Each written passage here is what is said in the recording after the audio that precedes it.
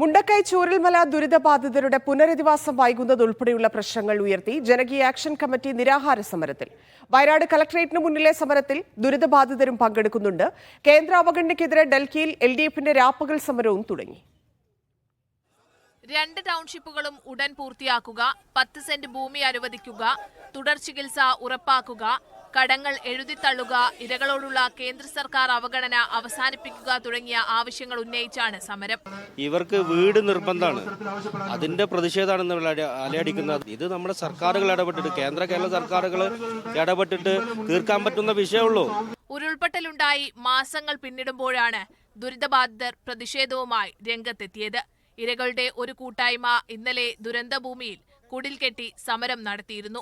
ദുരന്തബാധിതരോടുള്ള കേന്ദ്ര സർക്കാർ സമീപനത്തിനെതിരെ LDF വയനാട് ജില്ലാ കമ്മിറ്റി ഡൽഹിയിൽ നടത്തുന്ന രാപ്പകൽ സമരവും തുടരുകയാണ്.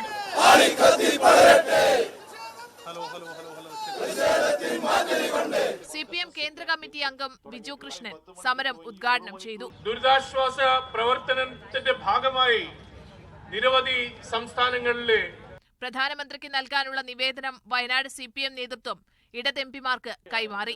മീഡിയ 1 വയനാട്.